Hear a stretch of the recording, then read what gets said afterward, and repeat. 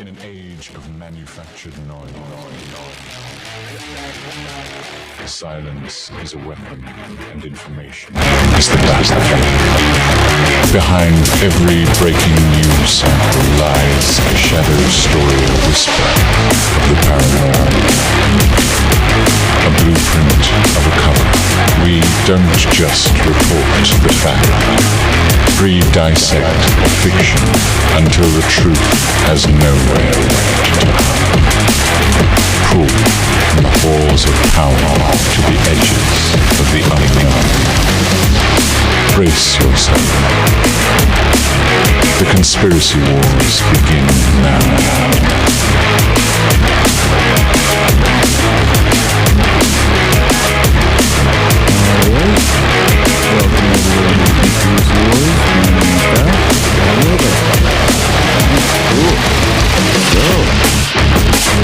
Good to see you back in here. Yeah, it's good back in studio. Yeah, nice little pause before you jump back in the fray. As we're doing our whatchamacallit, Easter weekend. Mm-hmm. So with that, we just breezed right past that Bledsoe prediction. That was the 4th. Okay. April the 4th. Right. Yeah. And what was it again? Aliens are coming. Right. So he said on the 4th, they were 4th. going to make themselves known. Easter weekend 2026. They're coming. They're coming from the skies. The lady told me in a dream it's gonna happen. Well, there you go. Yeah. You get the one more guy who's like off the list.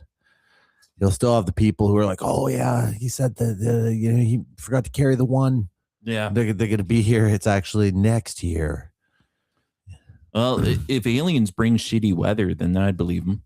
Yeah, right. Yeah, because we had like that one day that was nice and then smacked It was right like- into misery. Yeah, it was t-shirt weather and then back to jackets and fucking snow caps. It was hailing a bit today. It was. I did see that. Mm-hmm. Yeah. I worked today, so I got to watch it out of my window. Yeah, I saw the hail falling and just blah. I'm done. Yeah, I'm done. I'm ready. Yeah. Summertime. Yeah, but then every time you move, you like start looking and entertaining, moving to anywhere that's warm. It's just fucking crime ridden. Right. It's awful. It's nowhere you want to live. But Yeah, it's exactly mostly. where you want to live. Yeah. I know. I've been looking at all kinds of things. They've been popping up like fucking in Panama and I think maybe the Philippines and like a couple places that are like buy into these fucking like really nice, like you get like a 2-level like fucking townhouse basically. And then, you've got all the resort amenities and everything. And then whenever you don't want to be there, you rent it out through them and they rent it out like as a package or whatever. And then they do all the cleaning. So whatever they get, you make like, I forget what they said. It was like 20% or something like that for renting out your place. They do all the work and then you just rent it out and they give you like 20% return or something like that on your place. So. Yeah, I have a manager in my office that did that with cottages here in Ontario. Mm-hmm. Bought 2 cottages, and then a company oversees the cleaning and whatnot. They just tell them in these times, I'm coming, so don't book anybody. Right. Yeah. And they have timeshare. That's kind of a timeshare. It's kind of a time. It's like a like a self. A self-made timeshare or whatever, self-directed timeshare. That's what it is. The real timeshare, you have to adhere to a special day. Yeah, you've got like, the first 2 weeks of August or something. That's always yours, and you can do whatever you want with those first 2 weeks. You got them. You're always allowed them, but like, if you want to sell them or fucking give them, whatever you want to do with them, it's yours. But that's the only time, the rest of the time someone else has it. Yeah. And I know where that would make sense because tomorrow we're booking to go to the same place in Mexico. Mm-hmm. Just because we saw the price came up and you know what? We like it. Right. So like there's other companies going, well, why don't you just buy a place down here? Like, yeah, we do come every September, Mm-hmm. might as well. Yeah. Makes sense. My Yeah. uncle did it Yeah, bought a place in Mexico. in the same, Playa del Carmen. Oh, okay. Yeah, well, I think that's what gave me the rose-colored glasses Right. because I've been hearing about it all through my life. And Sure. Yeah. But now there's like the cartel violence, right? I mean, maybe not in that zone, but I mean, yeah. it was in fucking Puerto Vallarta, which is like the prestige, the fucking tourist hotspot of fucking Mexico, basically, besides Cancun. Yeah. It's Puerto Vallarta that's like the fanciest little fucking, area where the tourists always feel safe, right? I even remember I went to Puerto Vallarta like 2 years ago, Mm. and I was like asking around while I was there, oh, like what's it like for cartel violence or anything? And people are like, oh, it's not too much to worry about. They stay away from the tourist areas and whatever. They do. And yeah, that's the general consensus because it's bad for their business too. But when all this shit went out, like Puerto Vallarta was like the hot spot. They were like fucking burning malls and like all kinds of shit. And I was like, oh my, I'm pretty sure I was at that fucking place. And here it is like on fire. Yeah. And that's why we're so against crime, because when that was all over, they jailed one of the bosses, Mhm. one of the mob bosses. Yeah. Now is the retaliation. We're shutting down the streets. Yeah. Nothing's happening until we get our guy back. Yeah. All your tourists are going to feel threatened. And yeah. Yeah. But by and large, I've heard many cartel members saying like, no, we don't even want to mess when it comes to the tourism, because the woman that's cleaning the sheets, that's my mom. Right. You gave her a good job. Right. Like I don't want to mess that up. I'm the criminal. She's living a good life. Right. And they're really like, I'd believe that. Yeah. When It's it a fine balance, I can imagine, right? Where you're like trying to like fucking instill fear in the population, but still be cool, Yeah. And even just culturally, like I bet like the hardest Mexican gangbanger, just like so goddamn hard. But if his mom or his grandma is just like Poppy, then he straightens up. That's the way of the world. Yeah. It should be like that anyways. Yeah. It usually is. Yeah. Yeah. And they want to pamper and protect their mom and grandma and stuff like that. And part of that is working at these resorts. And I get it. Every dollar I give them, that's $16 to them. Right. Yeah. Like I'm just tipping willy nilly. They're like, if someone gave me a $20 bill for following them around, yeah, I'll do it. Mm-hmm. I'll do whatever you want. Yeah. So like they are getting a pretty good life by working in those resorts, and I can only hope that their quality of life is much better because of it. Mm-hmm. I hope. Yeah. Yeah. Well, that's why we do it. I mean, part of why we do it, it's because it's going to a good place. It's a good place to go, and the people are benefiting from it. It's not just like a big fucking money grab from like a resort or something like that. Yeah, we're supposed to believe that the only people really getting hurt are the resort owners, because those are the guys the cartels are talking to. Right. Oh, you want to operate on this street? Well, I need a percentage of the total amount, which is, cool. I thought to myself, like reforming Cambodia in that way, like how would I help them? And I think I would have to adopt that Mondragon that we saw. Yeah. And they had an overhead, right? And that got folded back into the community. Yeah. If you have to work with criminals, even to get your foot in the door, maybe Mondragon's the way to do it. Yeah. A worker co-op. That's what that's called. That whole system. This will ensure the workers, the people of the land, get their money. We're not saying to you criminals, stop. Yeah. We're just saying we want to make the people all right. And this is better for you in the end, because maybe 1 out of those 10 are going to get a drug habit. Yeah. Then you're right there. Yeah. Ideally, that overhead gets folded back into the community and you thrive and grow. Right. Well, yeah, like when we were watching that about the worker co-ops, like part of it baked into it is, like, oh, okay, but like 15% of what we make in a year goes back into our local community. Like we help like build parks or fucking, like put on events or whatever, right? Like, so if you've got like a huge, warehouse company that's making millions of dollars, and you're given 15% of what you made over the course of the year, 40 million, 15% of that is going into just, making better fucking schools or like, youth centers, whatever it is that you guys think you get to decide, but it's just going back out there. It was a fantastic idea. And every company, you can imagine if every tall tower that you're looking at, that's a bank or a fucking whatever, and each one of those is 15, 15, 15, all into your community, right?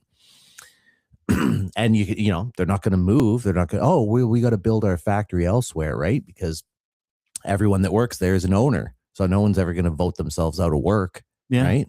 So it's like, okay, so this year we only made 36 million instead of 40. Well, okay, we'll just adjust to it, right? Everyone's still getting paid the same amount. We're not losing any money because there's no shareholders to go to.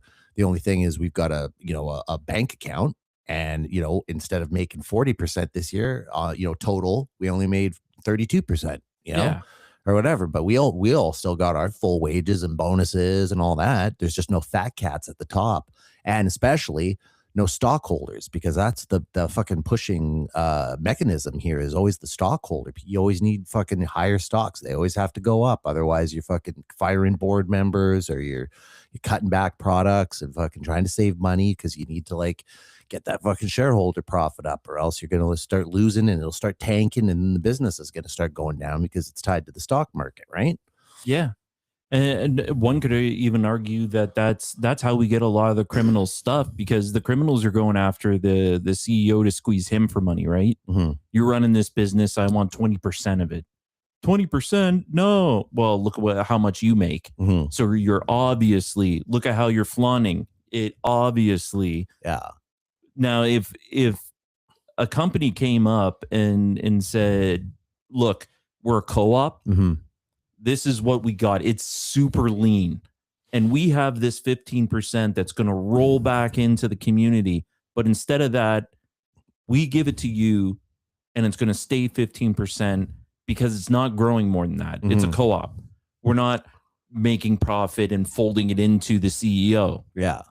We're just improving, like, okay, so now we need, more of this and more of that. We can buy wholesale, like, whatever parts, and like then you go from there and say, hey, now we're going to start a company that like builds the parts that we need instead of us buying them, and you keep branching out like that constantly. And it's just as far as you can think of it, like like originally they were like, after they started their company, their what was it, like gas stoves they were making in Mondragon, then they decided like, like why don't we fucking open a grocery store, because like then we can all just get cheap groceries from there. We'll just pay wholesale. Right. And we get all the discounts. And then to make extra money, we'll open it to the public and give them a deal, because it'll be cheaper for them than every other grocery store, because we don't need to make a huge profit. All we want is to get cheap groceries out of this. We're not trying to make money. Right. Yeah. So like we'll pay the people that work there really good and fucking, Yeah. Yeah. Yeah. And with the hospitals, insurance. Yeah. They battle out. No, let's make them the same company. Mm-hmm. Boom. Yeah. If anybody deserves a ticket into heaven, that priest gets it for sure. Yeah. What did you do with your time on this planet? I lifted an entire country. Yeah. And made them well for all time. Like, dude, like that's the point of life right there. Yeah. You got it. And I feel like, unless laws change for the country that cuts it out and says that sort of activity becomes illegal, which I can imagine it's probably hard to do now because they're so huge. There's so many. Like I think worker co-ops in Spain make up at least 40% of the like GDP. Was it all of Spain or just that? Well, that's the region where it started. Basque. Yeah. But I believe that it's all of Spain now. Like it's spread across. Oh, because there's like I think there's like over 600 companies now, like nowadays, that are excellent like that, right? A positive infection. Yeah. Well, because another part of it was that eventually, like after the grocery store, I think they did a school or like a daycare or something like that. And then they fucking made a bank very close after that. And it was like the third or fourth business that they made was a bank, because they're like, look, we're all making tons of money now and the company's doing good. Instead of going to a bank and paying fees, let's just fucking do it all ourselves. right? Yeah. You know, all the money we're using, we can put it in this fucking bank, and then they can invest it however we see fit in whatever, and we'll run the bank just like a co-op, right? It works the exact same way. Everyone who works for the bank gets a portion and owns a portion, and it gets paid well, and it just keeps working that way. They give 10% to the community, and I want to be like that priest. yeah, Yeah, I want to start that somewhere and just like not even have my name in a book, just to know that I did it within my lifetime. yeah. Just start a co-op. I know. I'm trying to remember what that fucking dude's name. It was like Father Maria. sent him. I wrote it down in the show notes. Like I got it written down. Yeah, but I used to fucking have it all memorized there, but he got it from somewhere else too. Yeah, well, he got it. That part I actually remember was a group. He got it from a writer, Sydney Webb, I think. Sydney Webb. And yeah, that's tickling. I think it was, or something, or maybe they were the critics of it. But it was this guy from the 1800s, actually, who had first, tried a worker co-op and, wrote about the experience and stuff. And it was this group, and I think they called themselves the Rochdale Pioneers, which is like a place. I think Rochdale is in England somewhere. And they made this whole thing, this company or whatever. It was like 16 people that started it. And it got so big that eventually all the people that were working there just cashed out basically their stocks, because they're like, oh, well, this company's doing great in the stocks. Like, I don't even need to work now. And they just kept getting the money from the stocks. And then they hired new people, but the people that were ex-workers got to keep their stock, right? So it was like, they were in a good position, and now the new people came in, were like working for them, and kind of turned into a Ponzi scheme almost, right? And eventually it collapsed on itself. But that was the most important thing that they realized out of that as an experiment, was that you have to keep all the money in the company. You can't when someone leaves the company, they can't take a portion of that. They can't be an owner anymore. Yeah. The only people that work at the company get to participate in the co-op. And once you leave, you get your bonus and you get whatever money you made, but you're out. Right? Yeah, you're out, you're done. Yeah. Yeah. You make room for someone else to go in, and it's like a closed loop. Yeah. It's got to be a true kind of communism, because like communism, socialism. Yeah, that's the thing.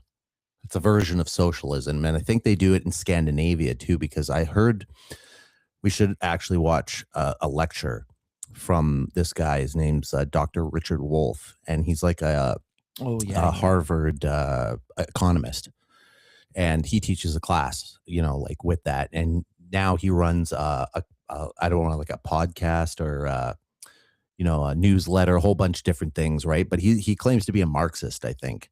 Oh, okay. Right, but yeah. Still, he's very into this idea of the worker co-op, and he's the world's probably foremost expert on it. Like, anyone that like is trying to understand it gets him to talk about it, and he's really good at just like dumbing everything down, so that when he talks to you about it, you feel like, oh wow, okay, I get that. Yeah. So he does these lectures explaining it and whatever, and it, goes right over it. But anyways, I heard him on Breaking Points one time talking about it, and they were mentioning Kyle Kulinski was it wasn't Breaking Points, it was fucking Crystal Kyle and Friends. That's the other show. Yeah. That's the other show she does with her husband, fucking Kyle Kulinski. And anyways, he was mentioning this thing, and he's like, oh, this is sounds a lot like Scandinavian socialism, I think he called it. And so I think the idea is that they've got something going on there. He's like, oh, I'm really interested in this Scandinavian socialism, right? Can you tell us about that? And then he kind of started explaining it, but then he like went into Mondragon, and he's like, this is like the model that the world needs to adopt, basically, right? Yeah. Because they've proven it can be done. And not only that, they've weathered all the world, like the 2008 fucking crash, like all that shit ever since. Like, they started, I think that they took off, I want to say in like the 70s, somewhere around there, 60s or 70s, like when the first like big companies kind of got started with that. Yeah. And It made sense to frown upon it like maybe 30 years ago, where jobs were like more plentiful, and like the career you chose, you could still have a family. Yeah. But Well, now, any version, and as soon as you bring up any kind of socialism, right? People always just clench up about it, right? Because all of yeah, a sudden it's just any kind of ism usually has a fucking, bad connotation to it, right? Except for capitalism. yeah, except for that one And because even then people understand that it's got its problems, right? But they're like, it's the best there is. That's what they always say. Like Rogan is always like, it's not it's not great, but it's the best we got. Like, tell me something better. well, Mondragon. Yeah. Yeah. I mean, it's a version of socialism, but it makes complete sense because it's all the people, right? It goes to the people. Yeah. The people run everything. They're the ones like one worker, one vote. It comes down to. I mean, the idea behind it, Wolf calls it um, democracy at work. That's the name of his group. And that's the concept that he calls it. He's like this whole thing in Mondragon. It's a concept we call democracy at work, because when you think about it, you're spending at least 1/3 of your life in your job at your position, right? You're like with these people, like it takes up a huge portion of your life. So why wouldn't you have some kind of control over that, right? Yeah, we try to have our RSPs and have our like little patchwork. But regardless, we're always at the beck and call of the employer, right? And we have to move and do as they see fit, right? We're paid the wage that they decide, and the CEO of, say, a company, he gets to pop in there. He makes 300 times the lowest paid worker, right? Yes. Right. Whereas the Mondragon, idea is that the highest paid worker can only make 5 times what the lowest paid can make, or something like that, 5 or 7 times, one of the two, right? Yeah, there's a cap, right? And it's a reasonable cap because, like, there is higher skilled workers. They shouldn't be paid the same as the janitor, but at the same time, the janitor shouldn't be making fucking $20 while the CEO is making $100 million a year, right? Yeah, because that's a huge disproportionate fucking movement of funds, right? Like, it's $100 million that could go back into the company to do so much, so many different things. There's that ill. There's there's the janitor and the general workers on the floor, and then as soon as you go up to the next level of supervisor or lead hand, right? Something like that, then the pay jump happens and an attitude sets in. Well, there is, but they found with I keep saying Mondragon, but like the worker co-ops, the whole concept of them, they eliminate supervisors. None of them have supervisors in any of those fucking facilities, because they found that people are working and want to do such a good job, and you're basically policing other people. Right. I mean, if you're on an assembly line, you're all getting paid the same, and you see some guy fucking slacking off on his phone and whatever. Well, then that's going to be something that like everyone can kind of jointly almost fire that person, right? Or at least push them out and bring in someone else who's going to like actually value the position, right? All your shares are going to go down. Yeah. So like, they basically pressure the person into working properly. And if he doesn't, then, they move up to the next level and get that person put out. Right. And they have done it. But apparently, like most of these companies, they find like their percentage of, firing or whatever has to go to the board, who's like basically, so say you have a company of like 200 people, every sector would represent one person to represent the board, so like the lowest workers, and then like the middle factory or whatever, right? And then the skilled workers or whatever, and they would all have a representative in there. And then everyone kind of gets a vote through that person, right? Yeah. And so, if you're like, hey, we want to fire Bob here, then that comes up to the thing. And they're like, okay, well, like, why are we firing this guy? Okay, he's just fucking, slacking off, and he's going to cost everybody, right? So we'll move him out and bring someone else in. And it doesn't happen very much, because the people that are there know that it's a fucking amazing proposition, right? Like, to be in that position, you're like, oh my God, I can't believe I'm working at this company. I'm part owner. Like, I Yeah. gotta say, like, everyone's vote, right? There's only 200 people that work at that company. When you guys vote, like, what do you guys think? Should we fucking increase our pay? Like, yeah, let's do it. Everyone wants to, Yeah. right? Yeah.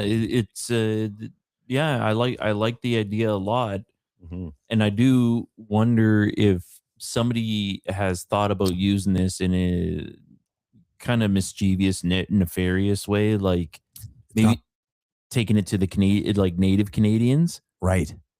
and Right. then just keep quiet about it. Yeah, I know. I thought about that as well. I'm like, it's the kind of concept that, like, maybe if you took it into the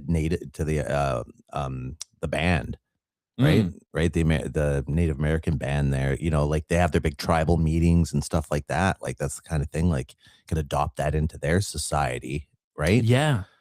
And fucking, go from there, because Yeah. they could get all kinds of government subsidies too that could help them build that system. Just kind of keep it on the down low, call it something else. Yeah. And then when Canada goes to them for help of just like, shit, we're in trouble, they could be like, ain't that something? Mm-hmm. Well, we're okay over here. No thanks to you. Bye. Yeah. Yeah. And then they just live out, and then like, our side is going to die out because we were the worst one of the two. Mm-hmm. It makes sense to me. That's the way things should go, rather than this going rate of the world of just aggression. Yeah. Who's the most aggressive? Yeah. Yeah. Because Israel's still fighting their all-out war. They're ready for boots on the ground, right? Yeah. And they're getting America to send in those boots. Like, oh no, not us. So we don't get our boots dirty. Yeah, that's been said. But if you could do it, that would be great, right? And so Trump's like, we're gonna do it. We're putting down troops. Well, Trump might have been threatened by them. Well, maybe, but regardless, he's fucking it. It's falling on him. Whether he's fucking they've got something on him or not. He's the one that's fucking Deciding. Yeah, he's either being, forced, being tricked like a dumbass, or he's fucking being led because they have something on him, which he's also a dumbass, right? So I think there's no getting around it. The guy's an idiot, obviously, but I think BB shot, like, it wasn't that greasy kid with the glasses that shot at him. You think it was literally BB? He was up there. Maybe, or like that was the message sent to him. We're gonna put you in, but Yeah. you're gonna do this. It was a noticeably different shift. As soon as he got shot, yeah. After that, he was silent for, there was months where he was just quiet. And, he tweeted and stuff, but you didn't see him out doing shit, right? Obviously, because they were like, oh, yeah. And there was that second attempt, right? It was like a couple weeks later. On the or a golf month later. course. Yeah, the golf course, right? Where they actually caught the guy, like, fucking in the he bush. He was just crazed, though. Yeah. That you had a gut feeling. That was real, right? That was like a legit one. Where the first one was kind of like fucking, what the fuck like is the Kirk this thing. Yeah. What the, like a Charlie Kirk thing? What the fuck is something's up with this? Mm-hmm. This doesn't look right. This isn't normal. Mm-hmm. But we don't have any of the evidence, so we just have to throw our arms up and go, well, yeah. I don't know what else to do with that information. Yeah, depending, how deep you want to go, right? That's the thing. When you start to fucking analyze every little thing, then you're going to, you'll get into where you're like one of those, 9/11 fucking conspiracy guys who's like, there's thermite in the dust. They've tested the dust and there's thermite. So it's proof that they were using fucking bombs to blow it up and shit, right? Like, I should have it called up, but it was a documentary I was watching in passing today. And there was a movie or a TV show, and the dad from Everybody Loves Raymond? Yeah. Yeah. He much younger. Mm-hmm. And he was caught trespassing somewhere. And like, what were you doing, sir? I was at the Bilderberg Group. It's the Trilateral Commission.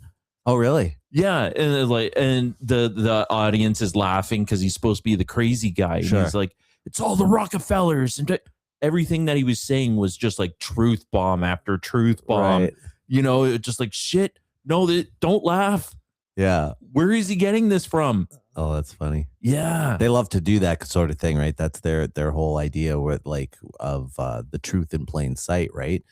because like in these occult practitioners believe in this system of karma, Yeah. right? So they're like, okay, so we have to tell them when we're doing something here, like when we have some sort of deception, we have to give them the truth, and then it's up to them to fucking make the decision on it and see it or forget about it because they're too stupid, and we can continue on our way, right? And if we put it out there and they don't see it, that's their own fault, right? And that's how we can get away with it and fucking in death and not feel like we're going to hell or something like that, right? It's like, well, we told them, Yeah. right? They just were fucking too stupid to see it. The biggest one I see floating around the internet right now is it's exactly like vampires. You're inviting it in, so it's doing whatever it wants, Right. like a vampire. And this is all spells, demons, blah, blah, blah, blah, blah. Mm-hmm. But it still stands true that, well, once you open up your phone and you invite that into your eyes, you're kind of stuck for a bit. Yeah. Yeah. Speaking of which, like a side note, but like I saw, like I had a camera, like a security camera pointing out my window the other day. Yeah. And it was in the night mode, like fucking black and white night mode vision.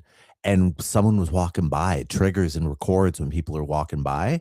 Yeah. So fucking it recorded someone walking by while looking at their phone, and it was just fucking flashing. Yeah. Right? They're looking at the phone that it's all infrared, so they're not seeing that. They're just looking at it, but it's constantly fucking taking pictures of their face. Like it was just flash, flash, flash, flash as this person was walking the whole way. And like as he was walking, he pulled out his phone and turned it on. And it was like as soon as he clicked the button, it was like, but he's not seeing that, right? He's just looking at it, right? And I was like, holy fuck. And it's reading every little facial movement. Yeah. It knows when you're interested. It's like, it's looking at what you're looking at and that kind of shit. So when you like look at that ad, it's like, oh, he focused on that ad for 3 seconds, right? Let's send him this ad for fucking shoes or whatever, right? Oh, yeah. And I've noticed the thing when your phone is off and you talk about something, it's the ad that's going to come into your Facebook feed. Mm-hmm. I've seen that. Yeah. Everyone's kind of experienced that, right? To the point that everyone thinks that their phone is listed to them as a joke, right? But they're, yeah. Well, I kind of like it, to tell you the truth. Like if I'm just gonna like, okay, whatever, I'm constantly being surveilled and analyzed and handed something on a platter. You like this? I kind of do like it. After our last show, when we talked to your buddies, I got another UFO resurgence in my inbox. Oh, yeah? All the stuff I already knew, but like, I got another uptick. Uh-huh. And I didn't learn anything new, but other than Bob Lazar's movie came out. Oh, yeah. So he was on Rogan yesterday or the day before. Yeah. That's what prompted me. Oh, okay. Like, you listened to it? Yeah, I listened to it. Yeah. And he was the movie that was made. They just wanted to put it in a visual. Right. So it's still a documentary or it's just a movie? So like he's talking, in the background kind of thing and explaining, and then they're showing clips of it in real life and whatever, right? And they used a lot of computer editing to like de-age Bob. Sure. That's what I heard. Yeah, they used a digital version of him basically, right? Like they had pictures of him and then they just scanned it and put it into a model that represented him in the thing that looked just like him and whatever, right? But it's digital. You can tell. Yeah, you can tell. It's kind of a little bit blurry, a little bit. But I was pleasantly surprised to see that it was just like how I imagined. And that's kind of shooting fish in a barrel because it's military issue. Mm-hmm. You can picture that very easily. Mm-hmm. But still, it was nice. There wasn't any extra revelations in the movie that we didn't hear already. Yeah. It's just nice to kind of see it. Yeah. Right. Yeah, and then they had some evidence to support what he said. Yeah. So I was like, well, okay, it's worth the watch. Yeah, it's worth the watch. I would say that it's worth the watch, but you're not gonna be like, man, this is the greatest thing ever. Yeah, or like it all makes sense finally or something. Yeah. Yeah, but I'm looking at it, and I'm going, okay, so where does that snake head with the spring could come out of the bottom? Yeah, because Justin's story. Yeah. But I'm seeing a lot of the same kind of, Yeah.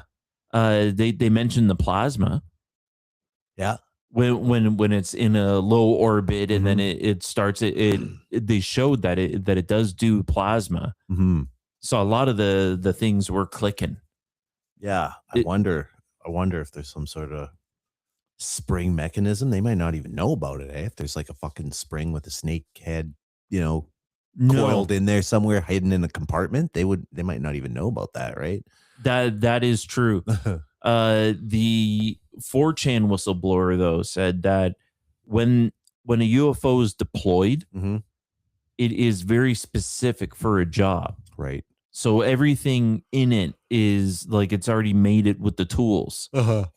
Like tasing people. Sure. Yeah. Yeah. So they're not sending out like a reconnaissance drone to like go pick people up and fucking Right. abduct them, probably. Right. So they Yeah. may not even or that ship might have been Yeah. in there, just Bob didn't see it. Yeah. That's like just having, I mean, just like having different cars, right? Like, we're trying to find an ambulance and they've got a fucking, Ferrari or something, right? And you're like, Yeah. where's all the medical stuff? That doesn't make any sense. I did want to ask though, would something like that give him a bit of PTSD? Justin? Yeah. Oh, for sure. Yeah. Well, I mean, he said, right? I mean, like he still fucking has nightmares about it and that kind of shit. And I mean, I could Yeah. imagine that, right? Like, yeah. you wake up in the middle of the night and you're just scared and shit. And you're like, oh my God, fuck. Just had a flashback. Well, I even wondered about my own interest in the subject. Like I can't say anything for certain. Zero memory. Mm-hmm. But then it's like, maybe if I go to hypnosis, they'll find something, but that's so dangerous. That thinking. Same with like your friend, like, hey, let's put Justin in hypnosis and like hear about it. Yeah. We can't guarantee that. Like, one, you're gonna upset him for no good reason. Mm-hmm. And two, they might be planted memories. You're right. Yeah. Yeah. Yeah, planted by just the event. They're live at the time, not necessarily nefarious. Or I mean, how many years of dwelling on it, right? I mean, like there Yeah. was some sort of like fucking dream situation. He could have just like tricked his mind into thinking it was real, and then over the years just fucking dwelled on it and invented more parts to the story or whatever, right? But unlikely, but that's Yeah. a possibility, I would imagine. Yeah. I always tend to believe him because he's so serious about it, like tells the story and it's always the same. He's told it a lot of times over the years and it's like, it's always like the same kind of fucking structure to it. I wanted to commend for even just saying it because you could hear in his voice that he wasn't easy about it. Yeah. Yeah. Well, because like normally when he's talking about it, we're like, around a fire and there's like, maybe some people he doesn't know or whatever. And then it comes off like he's kind of a nut, right? You try to tell a story about being abducted as a child or a youth. Yeah. In the back of your mind listening to that, you're like, I don't know. Especially if it's somebody you just met and you're sitting around a fire. You're like, is this guy trolling me? Yeah. And even, well, I imagine even loved ones are just like, I believe you, but I wasn't there. You know, like it's a tough pill to swallow. Mm-hmm. But I want to believe. Me personally, I want to believe him because of my interest. Yeah, yeah. And like, don't worry, buddy, I'll help you out. Next time they come, tie a string to your foot, and we'll tie a string to my foot. They're getting both of us. I've heard him like tell lots of other stories and stuff, and not like paranormal or anything, but just like just trying to tell stories and like be a funny joke or something that's kind of like a story about something that happened, and he's just like sometimes he can't really pull it together, right? Like for the story, and you're kind of laughing at that, that like oh, it kind of came together so rough. But when he tells that story, he's got so much fucking like raw emotion, like you can feel it and hear it in his voice that like you get chills. Yeah. Like, I remember like the first time he told me, I was like goosebumps all over, right? Because he sounded so fucking dead serious and like just like knew all these details. And he was like, calmly talking about it like he was thinking about and remembering it, you know, not just thinking of it as it was coming up, but it's like he's trying to remember that part and being like, yeah, it was like this, like that. And I remember this was like that. And, you know, Yeah. like you can feel it in your skin. Like, oh my God, like that felt like he's telling the truth, right? Yeah. Yeah, exactly. Exactly. That's what I enjoyed the most about it was the real human emotion in it. And part of me wondered when I was listening back, like you and I are saying, like, dude was really like, you know, that he was letting it out. It was hard for him. Do other people hear it through the accent? Because that was like pretty Canadian accent heavy. Yeah. Yeah, you want to know what a Canadian accent sounds like? Re-listen to that episode, and that's just like that. That's a good cross section of just like any Canadian group of dudes. That's funny. I Oh, never yeah. thought about that before. We'd all sound like that, and you know, even on the opposite sides of the country, there's still that little bit of Canadiana in all of our voices. Sure. Yeah, and I think because of like the words used and where it's used in a sentence, Mhm. because we're Canadian, we're just like, yo, bro, totally. And other people like, what is he like? Is this? I don't get it. Like, no, you got to be Canadian to understand. Yeah. This is serious business, dude. I am Canadian. Yeah, yeah. And just as like a quick like side note, in Canada, there's a Canadian on Artemis. Oh, is there? Yeah, and Artemis is well on the way right now, doing its thing. Yeah. Just floating on the green screen. I know. I know. I saw footage from somebody. I don't know. It might have been Minutes of Horror, but somebody was showing the launch of the Artemis there, and they were pointing out like, look at this. You can see the pod coming down a zip line with the astronauts. Like basically, when they were about to launch, this fucking pod came down a zip line that probably had the astronauts in it, and then they launched the rocket. Oh, That's what the person in the video was pointing out. Like, this looks to me like a fucking, you know, something's coming down a zip line. I'm thinking it's the astronauts, and then they've launched this thing up into space, you know? When really what they do, you know, flat earth guys and whatever usually talk about is that they launch these things up, and then they follow it with the camera. Oh, there it goes into space and whatever. But when you like look back at like the wide picture of it, it just looks like a big fucking arc, and then it goes down way fucking off in the distance somewhere, like into the ocean. Basically, just fucking launches a big thing, a big giant arc lands in the ocean. But to us, it looks like it's going up because it's hitting the atmosphere before it fucking arcs down. You know what I mean? They always do turn like this. Right. And then they used to launch the fucking ship off the rocket. Right. That was kind of like their system. Like once it got high enough, then that ship would detach that actually looked like a fucking ship. Right. Yeah. And then that's how they got it out there. But now these things are, you know, the Musk ones are supposed to like actually go out there and then fucking come back all in one piece. Right. Yes. Yeah. Yes. Well, at least like that booster, because there's three. Right. There's the orange one in the middle and the two white ones on the side. And the two white ones on the side get it most of the way up. And then the orange one in the middle takes it the rest of the way. Right. And they have said quite plainly that it is going to curve. Mm-hmm. It's going to go up. Like if you stood out in space and watched it, it's going to curve so it looks like it's going down in the ocean, but it's really doing a spiral around the planet a couple of times to work up the gravity speed. Sure. And then launch out to the moon. But nobody sees it come back around. Right? So to your point, I want to believe that it's a true mission and they really are going out in outer space. Right. Okay. But everybody lies a lot. Yeah. Especially nowadays. There's a lot of lying. Never a straight answer. Never a straight answer. NASA. So we should be able to have amateur astronomers following Artemis with their Sure. telescopes. Yeah. Those are powerful enough to do that. Yeah. There are people that film the moon and, oh, look, there's UFO coming out of the crater. Mm-hmm. Okay, so you should be able to catch Artemis. We should be able to see some of that and not just astronauts floating around in a pod going, yep, we're on our way there. Mm-hmm. Hopefully this is the thing that gives us that UFO revelation we've been waiting for. Yeah. Well, so besides Bob Lazar, I always thought the most prominent fucking UFO figure was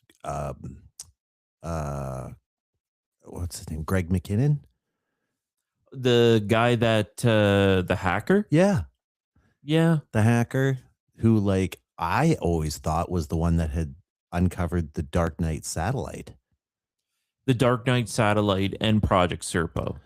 Was it Project Serpo? I know it was Project Solar Warden as well. Serpo was the off-world people. Okay, well, see, I thought that was Solar Warden. It was a list. It had a list that said like non-terrestrial personnel. Correct. Yeah. Correct. That point we could say for certain. Yeah. Is that he had a list of non-terrestrial personnel. That's the document he found. Yeah. But so in my original, I don't know if this is like a Mandela effect or what, but I feel like I watched a documentary in my youth that talked about Greg McKinnon uncovering the Dark Knight satellite. And they said that, so basically what happened was he didn't even hack it. He just basically found a way to get somebody to give him the remote access. So he could just do that, like, that remote access you used to be able to do with Windows, right? If you click it, then someone else could take control of your mouse and like fix your computer from far away, right? And all they had to do was, know that your code or whatever, and then you give them access, right? So somehow he had fucking found that he could do this on a couple of computers. And I think they had passwords that were like 1, 2, 3, 4, 5 or something like that too. And so he gets in there and starts going through files and whatever, and then he comes across these pictures. And so he's like downloading these pictures, but it's like back in like dial-up modem times, right? So he's like getting like just lines going through, and he sees this thing that's like this black fucking object, like a HD high res photo that's taking like fucking so long to download. And in the midst of downloading this picture, he fucking somebody notices that there's a mouse moving on his screen or whatever, and all of a sudden someone takes control of the mouse and logs him out and then fucking shuts down the computer. That's what he watches. So he knew he was caught, right? And then fucking the FBI show up at his house like, a couple days later or something, and fucking, bust him and everything. Yeah. So I always thought that was the story, was that like he took control, he found this fucking Dark Knight satellite and whatever. But now everything I look back on, there's never been any fucking hint that he did that. He fucking apparently just hacked in, downloaded some files, which he said, and I don't think he even downloaded. He said he just saw this file that was called Project Solar Warden or the other one as well. And it said non-terrestrial personnel, right? Yeah. He gave a list of all these different kernels and fucking whatever, right? So that's the only info we have now. And I have no idea where the Black Knight satellite even came from. What's the story of the Black Knight satellite again? So that's the thing. I don't know where it comes from now. I just know that the idea is that there's a black object that you can look up images of it online, and it looks like very ominous, like a black fucking diamond almost. That's floating in our atmosphere. And I forget where exactly in our atmosphere it's at. It was like, maybe it was like the dark side of the sun or the dark side of the moon or something like that, where it was like kind of hidden at. But it's in our atmosphere somewhere, and they've got like high def pictures of it, and you could find them. And if anyone sees them now, they say that it's a fucking solar blanket or something that is detached from one of the fucking, the pods and stuff. There's all kinds of excuses for it. They're like, oh, it's just a crumpled up fucking solar blanket that's, detached from one of the missions or whatever, right? So that's how they explain it away. Yeah, we did throw a lot of garbage. Yeah. there is recorded history like long ago in China where an emperor wanted to be like the first astronaut. So this was around the invention of gunpowder. He had a whole bunch put under a chair, and after the explosion, we don't know where he is. So one of two things: he either turned into a pink mist, which is likely, Yeah. or he's in outer space right now. Yeah, just floating around as a frozen chunk. A black and white satellite, you know? Yeah. Yeah, that's the satellite, all covered in ice. Yeah. Yeah, it could be. Could be anything from Could any be. time. But if you ever see a picture of what it looks like, then you'll be like, oh, that looks ominously Yeah, like yeah. a vehicle. Like it looks like a fucking like a TIE fighter or something almost, you know? yeah, it could be from a volcano. Yeah. Volcano Perhaps. that just like an extra large, or it could be anything. Mm-hmm. Could be anything, but we really want it to be aliens. Yeah. Well, so we're gonna have to watch the footage from that movie. I don't think we've ever watched it yet, but it's called NASA: The Smoking Gun, Oh, and it's all footage. I think we've discussed this before, but it's all footage that a guy in BC took from manned missions into space during the 80s and 90s. So he worked at a TV station and in Victoria, I think. So like kind of a little secluded, right? It's on Vancouver Island. okay. And so he has 12 of these fucking, you know, those old dish satellites that you get in your backyard or whatever, right? Like back in the old days. So they had about 12 or 13 of these fucking dishes going, right? And that would be supplying for, you know, this Vancouver Island there in this community. So he said that basically, you know, three or four of these things weren't in use. So he started fucking just pointing them up into the sky. And he said, like, you know, he knew the general direction of where the space station was, right? So his whole idea was, oh, I'm going to shoot it up there and intercept their fucking, you know, they're sending all their messages back and forth to home base. If I shoot it right in the middle, I can absorb their fucking messages and you know, cut into it basically, right? Yeah. And so he fucking shot it up there and put in a VHS tape. And he said, fucking within the first like minutes of turning it on, UFOs every fucking direction. And like when you watch the footage of that he recorded on there, it's all on VHSs. And it's like some of the greatest fucking footage for UFOs that you'll ever see. And it's always when people show documentaries about like, oh yeah, there's UFOs and whatever, and they show footage from space that looks like it's like footage of fucking UFOs in space from like the space station. That's from him. Oh, okay. Yeah. There's like a bunch of famous clips that have been in other documentaries, and it's all from his footage because he had something like fucking like 300 hours. He just kept recording tapes, like fucking, you know, 8-hour long tapes. He'd switch it out, put in a new one, just keep recording. And then he'd go over the footage and just kind of look at it at random. And he was like, right as soon as he turned on the first tape, right away, he was like, UFO, UFO, UFO. Now, what was the size of the satellite he was using? Like the Like huge one of those ones? No, one of those ones that's like, you know, that would sit in someone's backyard. That's like, okay, like probably the size of your car or something like that. You know what I mean? Okay, so the big ones. Well, they're big, but they're not as big as those ones that are like, you know, the size of a building almost, right? right. Yeah, those are the big ones, I think. Yeah. Yeah, these are the ones that like you used to be able to get, like, you know, if you had somebody that was like pretty rich and they wanted a really good fucking cable package, they had those huge satellite dishes in Yeah. their backyard. Yeah, it was basically those. Well, or like if you lived out in the country. Yeah, yeah. Yeah, like I remember our family in Thunder Bay, like they had a big black one. Yeah. And it was just to get basic. Just a monstrosity, right? Yeah. But it's like, yeah. But yeah, and it's super huge. So this dude, sorry, he put extra energy into it. No, he just pointed them up in the direction and fucking that he knew that the space station was, and just happened to catch all their footage, like intercept it, because he said it's just raw signals being sent between two satellites, right? The satellite of the station and then the satellite that's a receiver back at fucking NASA or whatever. So he just fucking pointed it in their direction and then just fucking absorbed in their, cut into their fucking signal and started Yeah. recording it. So look, I'm trying to like rack my brain myself. Like I want to recreate it. So I think I can find one of like the small ones.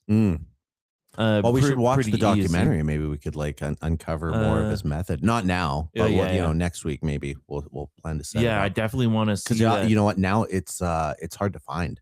It took me a good like 15, 20 minutes to find the documentary where I used to be able to just look it up. It was on YouTube or whatever. You can't find it on YouTube, or I had to find it on fucking BitChute or something like that. Oh, yeah. You know? And like now I've downloaded like a hard copy onto my phone, but you know, it was a little hard to find. BitChute is rough. BitChute is a rough site. Yeah. Yeah, it's Don't want to go there unless you have to. exactly. Yeah, it's probably just chock filled with viruses and stuff. Yeah. My morning podcast that showcases the absolute worst from the internet. Not the worst, Right. but just like something at least comical. Yeah. That fits in a theme or a vein. There's a guy on BitChute who goes by the handle Galileo 2333. He is an outspoken pedophile. Don't know if he's practicing, but he's like, Jesus Christ, look what this guy, like anything that's in the news, like they have to overturn that. The pedos need more rights. Yeah, and all yeah. that kind of shit. Yeah, the age of consent needs to be overturned immediately. This man is jailed for essaying a woman. That needs to be overturned immediately. This is and then going on, but he's crazy. Yeah, somebody needs to fucking sick Chris Hansen on that dude. Well, yeah, it makes you wonder, like if he has a channel on BitChute and he keeps on putting videos out, like how is he not caught yet? Yeah, well, maybe they're just waiting for actual evidence. And yeah, or I mean to catch you. I mean, so like, let's say you were a guy, just a random guy who had a bunch of like child porn and shit on your computer. Well, if you were a cop and you fucking snuck in on that guy's computer and you found it, there's nothing legally you can do, because now if it ever went to court, like, hey, look at all this shit I found, they'd be like, well, how'd you do that? Well, I fucking snuck in on the guy's computer. Well, that's an invasion of privacy. Throw that fucking case right out. You know, like that you obtained that illegally. Well, who cares? It's horrible shit that's going on. You know, like, oh, well, that's how the law works. You didn't do it properly. So now it's a technicality and this person's off. You know? Because I didn't get to say yet, and because we're kind of talking about the subject, I want to say out loud, fuck Roblox, that game. Fuck that game. Yeah, it's pretty intense. You know, Chris Hansen is got a documentary on that. I just I didn't watch Chris Hansen's, but I just got enlightened to it. Yeah, and like I know my cousin, her kids, and they've told me like they're crazy about it. Right, they're playing the game all the time. Sure. Like the 13-year-old kid got a whole computer setup just for that game. Wow. And it was like, I went to my cousin and just like, fuck, do you know about this? And she said, yes, I know. We've done all the parental locking and everything that we can do as much as we can, but it's next to impossible because to get them off of it because their friends are on it. It's the friend meetup that happened over COVID. Right.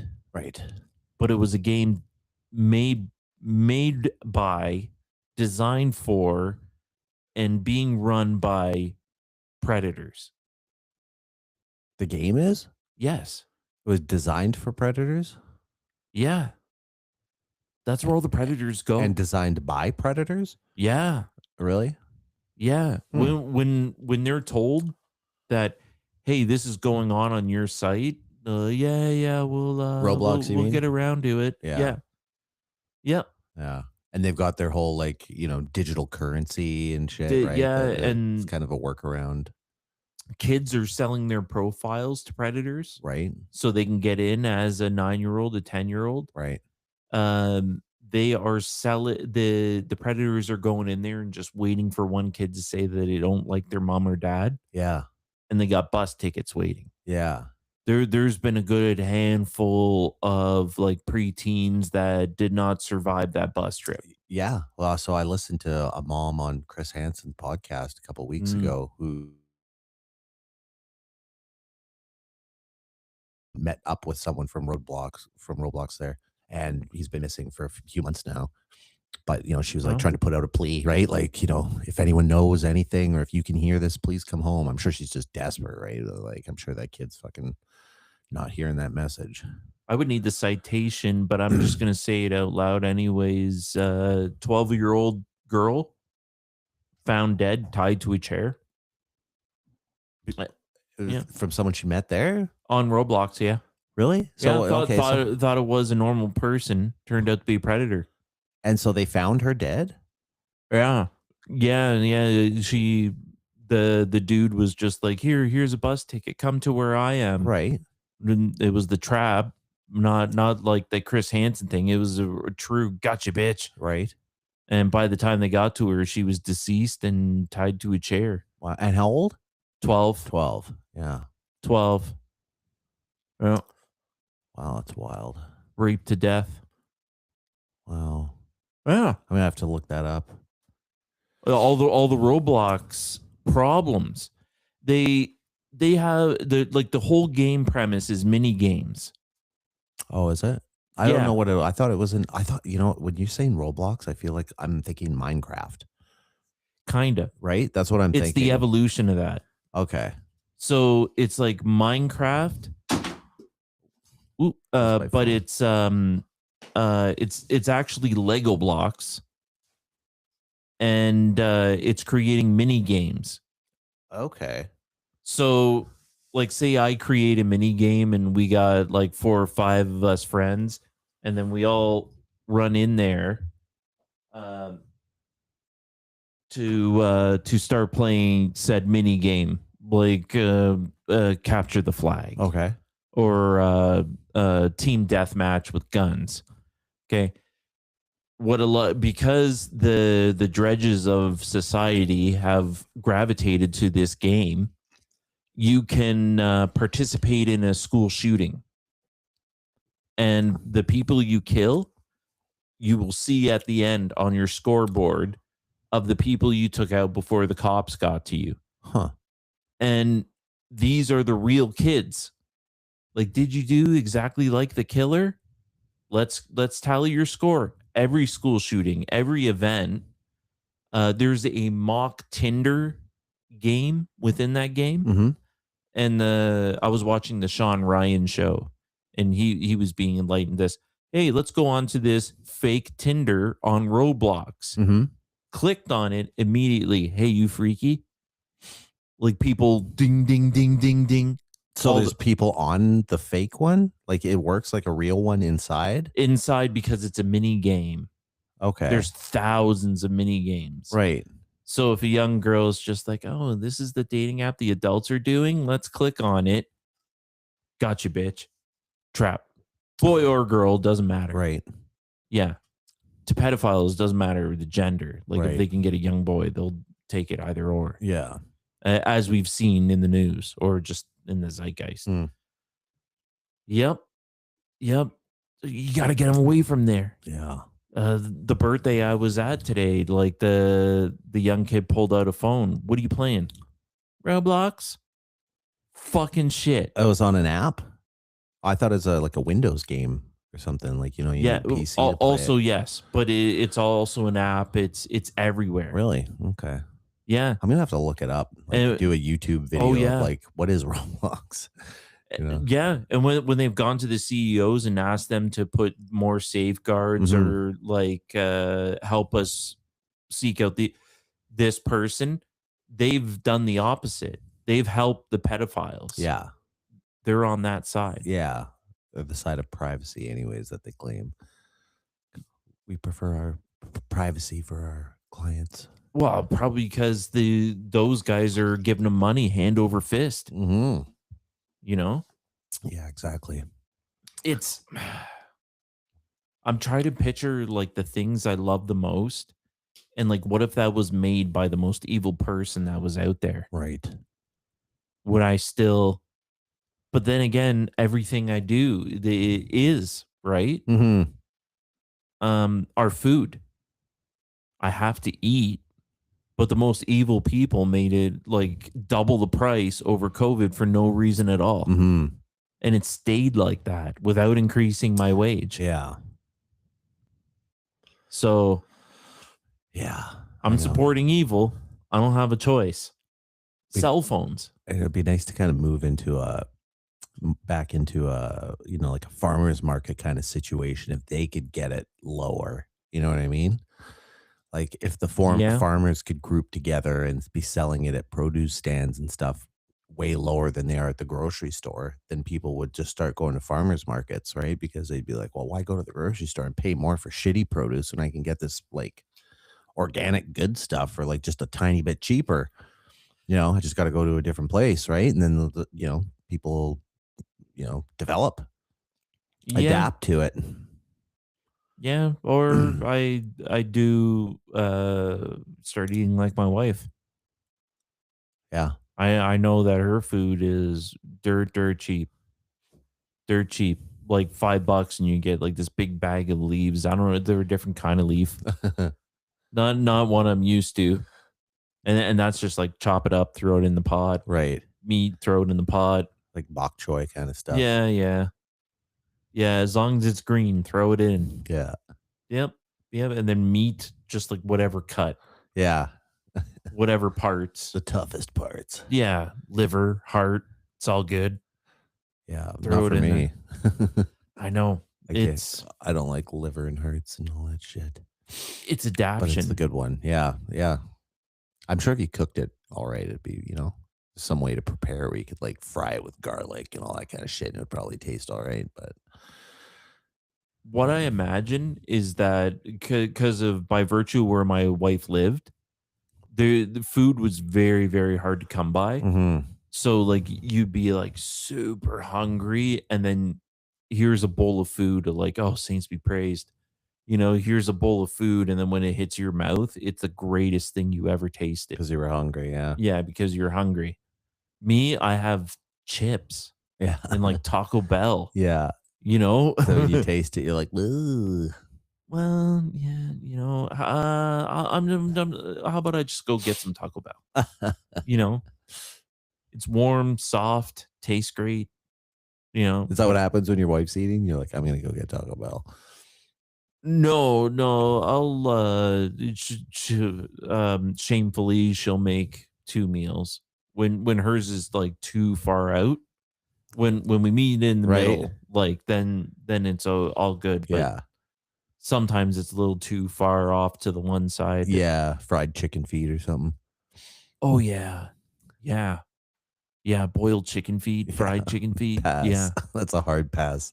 They love chicken feet. I don't know what it is about fucking Asian countries and fucking chicken feet, man, but they love them. Yeah. Yeah, like when we're watching. Have you ever eaten one? No. Been offered many times. Yeah, many times. I've seen it look almost delicious, and I've seen it look gross. Oh, we'll have to ask Justin next time. He's eating chicken feet. But he's Asian? Yeah. No, he came to China. He was in China with me. Yeah. And he was one who ate some chicken feet, eh? I believe he did. I know I have another buddy that went, and I know he did for sure. But Justin, I'm pretty sure he pretty much delved in because he was like fluent in Chinese, like fluent for a long time. I don't know if he still can talk it, but like he used to be able to like just sit there and fucking, we'd go out somewhere and he'd be talking to someone and fucking just like he had the accent down and everything. Yeah. So he'd have these like long conversations. He'd tell us everything about, oh yeah, they say that this is the better place and make sure you go here and whatever, right? Yeah. Get us good deals when we're bartering for stuff, It's tough. I shouldn't say it's tough because it should be tough learning another language. It's the practice. Yeah. I think I'm much better in a classroom setting. I try to section out that time, but then it gets like loose. Yeah.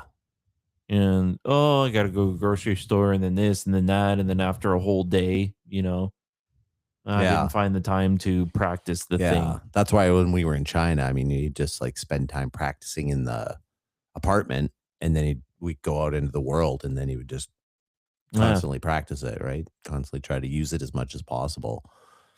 Yeah, I thought immersing myself in Cambodia, I would just like pick up on it a lot easier. No. Yeah, you gotta study too, and then it becomes easier, right? Like, Yeah.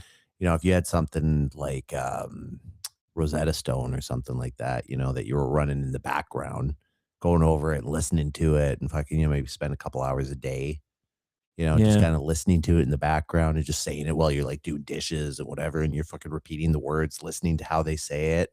Then you would start to become, I think it'd be a little easier because then you'd hear someone say that word, oh shit, that means rose or something, right?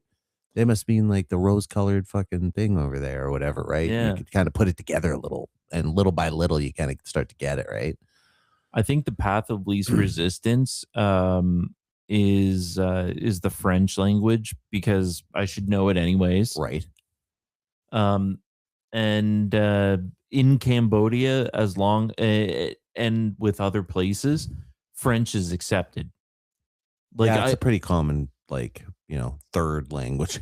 yeah, Cambodia is a French colony, so like I could have spoke French and gotten by a lot better than English. Mm. And a lot of people were asking me like, "Who's he? Is he from France?" And they were probably watching out. The documentaries I was watching today while I was working. One was Catching Predators in Cambodia, and they were all Frenchmen. Oh yeah. All the Yeah. predators were French guys living in Cambodia. Yeah, the documentary was like half in French. Huh. So, and from what I remember from school, like I was able to keep up kind of. Mhm.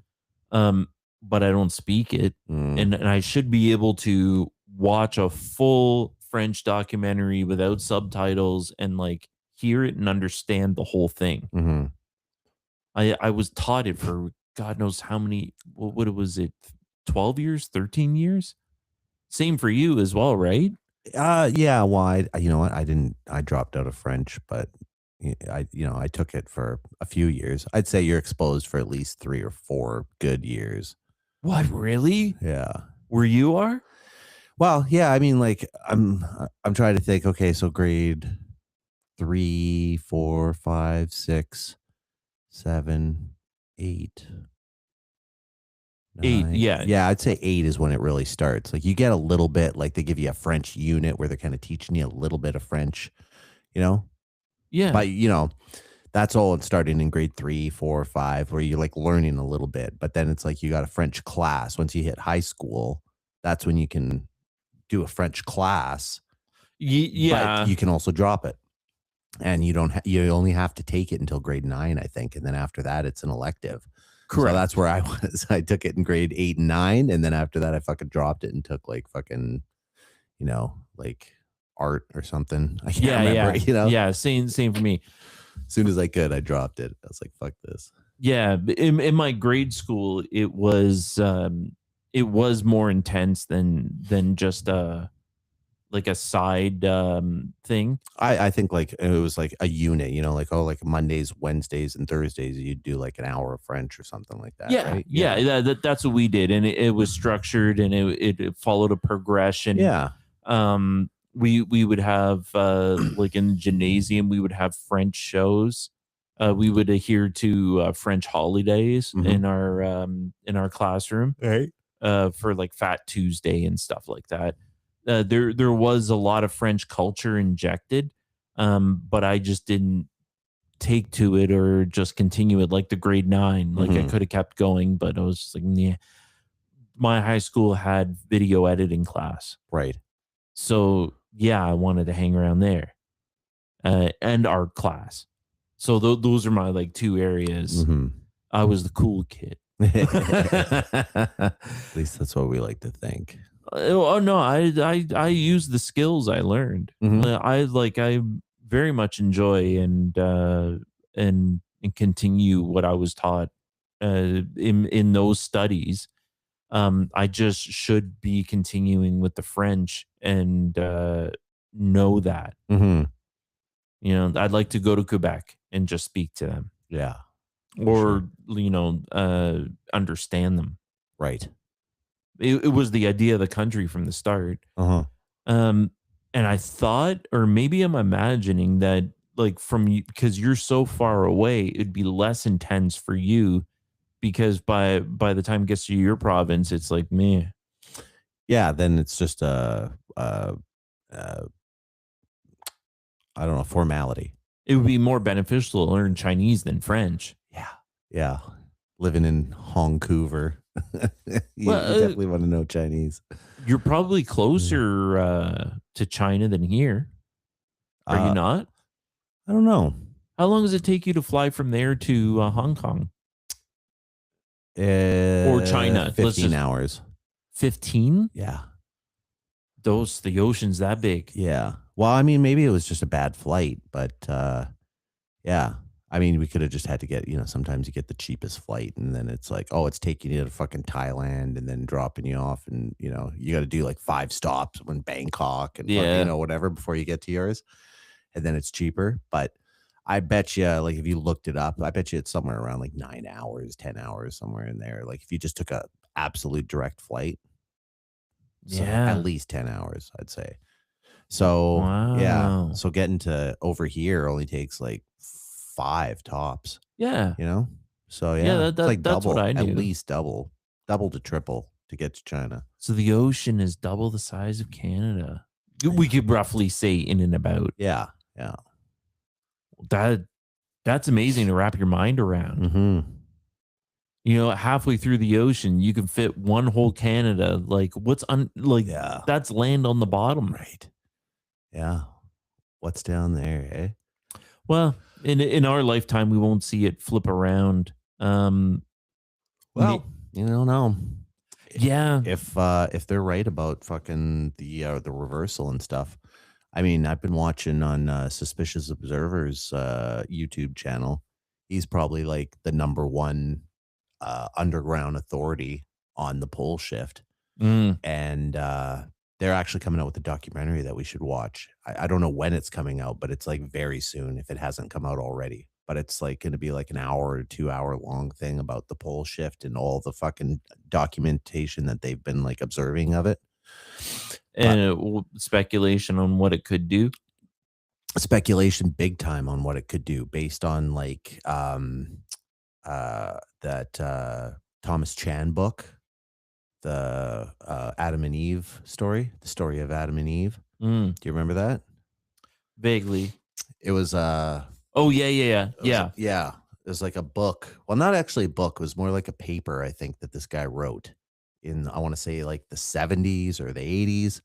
And then it was classified by the CIA, but it explained what would happen in a pole shift. And so basically the thesis was, we're undergoing a pole shift. Here's all the evidence. Here's the last time it happened. And then it explains like basically like the story of Atlantis. And it's like,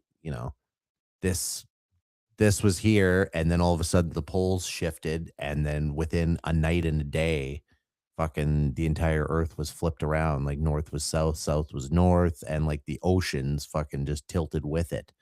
So like you can imagine basically what happened is the earth stopped its rotation and then flipped over magnetically to another direction. But like the atmosphere was all still going at like 1,200 miles an hour. So they're like, like basically the world stops going, but the wind keeps going at the same rate that the earth was spinning before. Right. And so they're like, all of a sudden you've got like 1,500 mile an hour wind. And then that hits the ocean and brings up these like fucking tsunamis that are like fucking a kilometer high or whatever. Right. And that washes just across everything. Man. The core has already stopped in reverse direction a couple of times, just in us Possibly. doing the podcast. Possibly, because that's all speculation. There's never been any proof that there's any kind of liquid metal.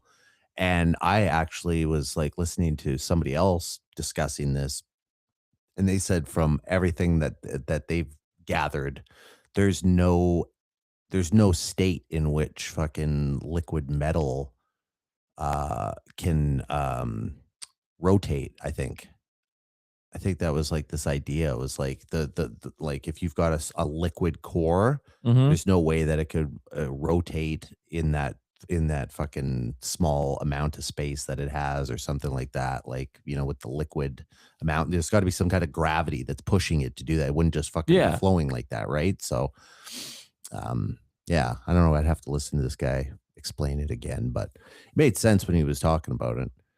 Well, the way I think of it is gravity we can't see, but we can see water go down a drain, right? Mm-hmm. And that always spirals down the drain. Right. So gravity might be doing the same thing, like the sun where it is, and then it's hitting our planet and making it spin Mhm. like it's got that same drain. And then because it's spinning like that, the molten core is going to spin on its own. Right. Just by that. And when they say the pole shifting, it would be that spin, because that spin from it being in the core, the magnetic field comes out of that and then it bubbles around us. Or does it come out of the sides, the equator? I thought it came out of the poles and then came out and then wrapped it's around. like a big spiral. Yeah, Yeah. like yeah. So it And- comes out of the poles. Like that's our magnetosphere. That's like our magnetic field, right? So like that's weakening now. That lets in more gamma radiation, all that kind of stuff. So Right. doesn't it seem kind of impossible that it would just be where the gravity is? The pole shift is just like, Well, the poles wander apparently, right? Like they're yeah, right, they're the top and the bottom, but they actually kind of move around magnetically, I guess, opposite each other, right? But in different directions. And they've been moving at this rate of like fucking 1 kilometer every century or something like that. And like in the last 10 years, they've been starting to move at like fucking a kilometer a month or like fucking, you know, like a lot. Like the North Pole is in Siberia now. The magnetic North Pole is in Yeah. Siberia. And yeah. the magnetic South Pole, I think, is somewhere like closer to Australia now. Like in the ocean area, close to there. So what I'm picturing in my head, that if it's like that drain thing, it'd be like a tornado. So it It's the twists and tilt, though. turns. The problem is with the Earth when it tilts. That's the idea, because we have this thing, right, where the Earth has a precession, right, where it like is kind of like a top. Like imagine spinning the top, Yeah. and then when it's at the end, when it does that big wobbly thing before it falls over, that's how the Earth kind of rotates, right? We're kind of like on that, and then precession of the equinox kind of moves it to this thing, right, where it's like moving around in this fucking circle, but the actual flip makes it fucking go sideways like that, right? So now in like one quick motion, it like that top fucking just falls over, and then everything that was going in that direction keeps going in that direction, even though it fucking tilted over, it's all still going in that direction. So if you had water that was like going down a river, all of it, you know, the Earth fucking rotates, but now the water still wants to go in that one direction. It was fucking flowing. Now it Mhm. fucking goes into the valley and whatever, right? And like I said, the wind, all of a sudden, it's like it keeps going, but the Earth fucking stopped its rotation and, you know, fell down now. But that wind is still going at 1,500 miles an hour, however fast the Earth is fucking supposedly rotating, you know? So all of a sudden you're standing there and you got fucking 1,500 km/h wind blowing at you and fucking taking shit with it, right? Trees and whatever that are flowing like spears going through the air. And like, you know, it's just complete fucking Armageddon. Hmm. And you can imagine with the water, you know, like if the oceans are fucking, you know, there's Yeah. ebb and flow tides that are moving, but then that keeps going in that one direction. All of a sudden the ocean fucking sloshes up and it's fucking still going and just keeps going onto the land. And, you know, Yeah. Yeah. I don't know. We wouldn't be safe. yeah, no, I mean, the maps, they'll go over it in that documentary, which we'll have to watch when they finally put it out here. But they've got maps of like the safe zones, kind of, or, you know, There would be. Yeah. And I mean, it's all based on speculation. And they say that, right? This is like all 100% where we think of speculation based on our analysis of like how this is supposed to go down. This is what it could very well look like, right? And it shows like basically the whole flood zones. And the only things that are protection are like areas that have the high mountains that can kind of break, you know, when the wave hits it, it'll break off and fucking leave that area a little drier, right? Yeah. Yeah, it depend where the inertia is going, which I think is east, and that's where Lake Ontario is going to run into. Right. If we're entertaining the idea that it's going to happen, Mm-hmm. I personally don't think it would be like that. I think it would be way more lackluster. Like someone would have to tell you, like, the Earth stopped moving. Like, really? It looks like a regular day. But then if you do math and you figure it out, like, I guess it did stop moving. Well, so there's this scientist, well, also based on this guy, Doug Voigt, who wrote a book in the 70s and a couple of different books actually, but one of them was also taken by the CIA and fucking he even like he's had a YouTube channel and he talked about being interviewed by them and him being in contact with some of the scientists from the government that were asking him questions about his theories and stuff. And so he's basically saying that his book theory turned out to be true, and all these government officials were, corroborating that he had the right theory on how this was working.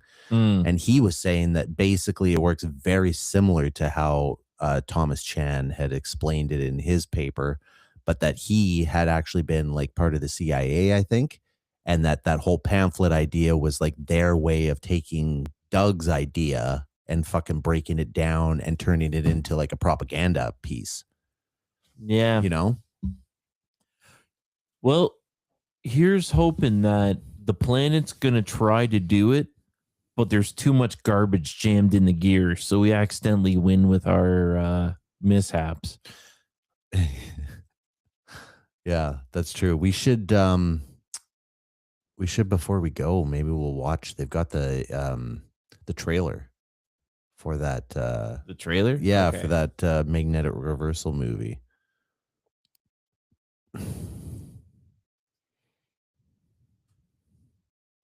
What was the name of it? Suspicious Observer. YouTube? Yeah.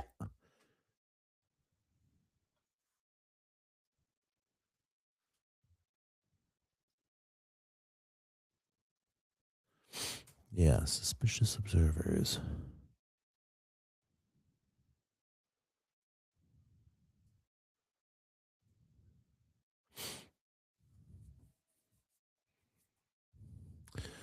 Do do do do do do.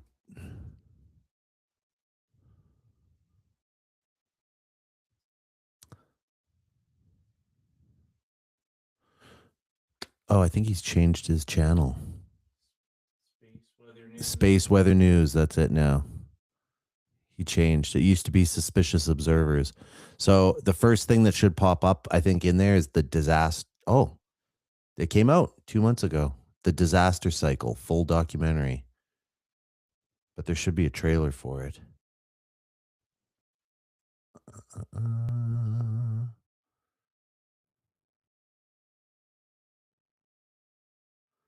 Yeah, that's awesome. So maybe we can watch this on Wednesday.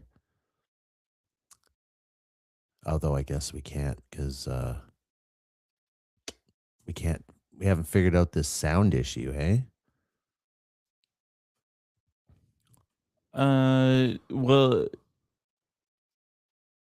I got some tips from AI. Oh.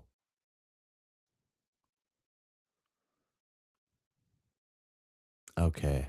So type in the Disaster Cycle final trailer or trailer. Just put the Disaster Cycle trailer, and then his trailer should pop up. It's like 2.5 minutes long. That was 3 months ago, and then now the movie has come out, so we can finally watch it. There you go. It's the first one there. Yeah.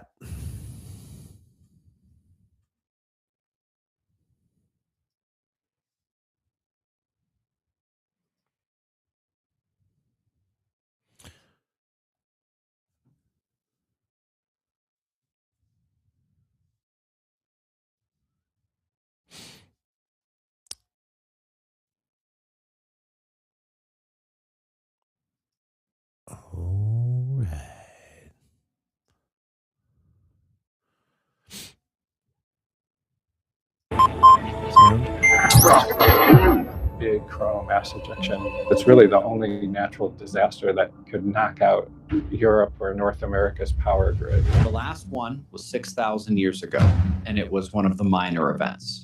6,000 years before that, there was a major event. But who's aware that magnetic north is moving over time? In the recent decade, the position of the magnetic poles has been moving very rapidly. Luck of the draw. If you make it, you make it. If you don't, you don't. There's a lot of people that want to get out of the cities. They want to get out of the populated areas. We're not a normal campground. The sun influences Earth's environment. If you make it, you still might survive it. But at least you got a chance. And throughout history, that's all human beings ever needed. The evidence on what is very likely to happen is really starting to pile up. Sounds like something you should pay attention to. But, we got little ones, and we don't want them to be in the Like middle a crazy of the guy in the storm. desert. Magnetic poles are shifting again, and the magnetic field of our planet is weakening again. That is what the disaster cycle is. It's not like the more you learn, the more you don't want to know. Realistically, it's the end of the world for most of them. All these people on the beach, all these people in the cities, they'll be gone. The question I have is my generation in that unlucky position? And the answer, I'd be yes. When you get up to these more severe cases, they are not just a little bit more severe than the lower ones. They are a lot. This major event is happening. And given the implications in the geologic data, it's somewhere between remarkable and horrifying, because it's one of the most important topics in the world that virtually nobody is talking about.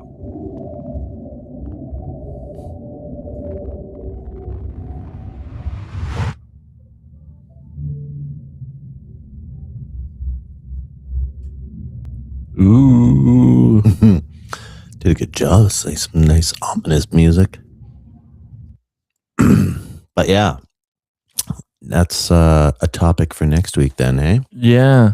Or this Wednesday. I will watch it, but I feel kind of adverse to this is something huge and yet no one is talking about it.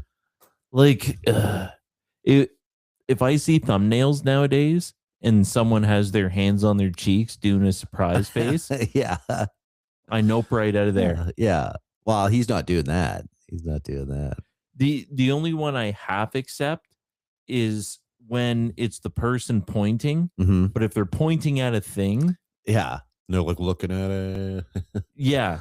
To the side. But just like I have to have a thumbnail where it's my face on the side doing a thing. Mm-hmm. Like that became a trend. I don't know who said to do that. YouTube, basically. Basically. And now everything says hidden knowledge, secrets revealed. Right. No one is talking about this. Yeah. It's like When it says that, like in the thumbnail, yeah, like no one is talking about this. That's usually like a good clip, where you're like, okay, I don't know if that it's gonna be too trustworthy. Although I've noticed that, like, Minutes of Horror kind of does that. Now it's kind of just like, this is wild. I couldn't believe this or something. yeah, I almost want to give him a pass. Just because I like the guy, but also he created a style. Right. And it fits in an aesthetic where you're just Sure. like, this is what I signed Yeah. up for.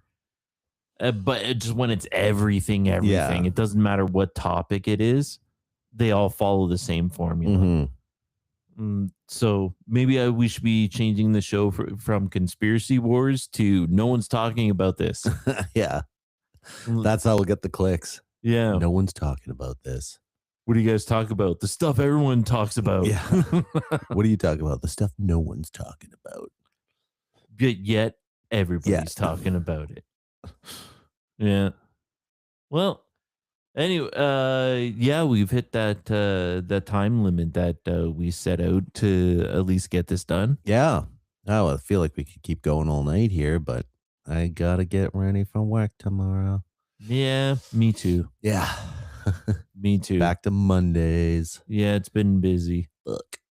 Yeah. Yeah. Back to the regular week. Oh, yeah. Yeah. Yeah. Just imagining the fighting I have to do on Tuesday. Oh boy. Yeah. Last Tuesday, it was all fighting. Yeah. I went in going like, I hope I don't have to spar.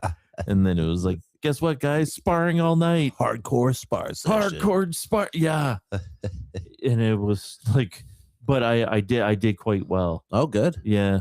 There was one guy that looks like scary, right? Like, but I don't know. You could tell he's good people. Sure. Right. But you could also tell That he meant it. if I hit him with a 2x4, nothing's gonna happen to him. You're right. He's just gonna maybe more mad. Sure. You know, like not even flinch. Yeah. He's built like that, right?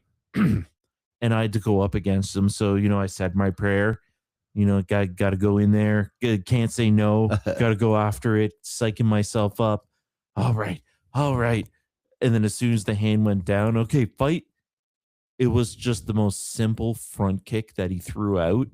And I've never been kicked by something so hard. Really? I didn't fall down, but like after like everywhere his foot touched, like on my ribs and like part of my arm was just radiating with pain. Oh, no.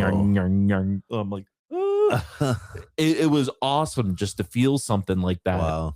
Just like, and then I saw him fight seriously other people. Yeah. And it was just like, shit, I'm so glad I'm not in that. Yeah. Maybe someday. They needed head guards. Like, wow. Yeah. Yeah. I'll get there. Yeah. We'll make it. I'll make or I'll die trying. Yeah. Right. Yeah. Anyways, on that note, catch you later. Catch you on the flip side On next time. On the Conspiracy Wars.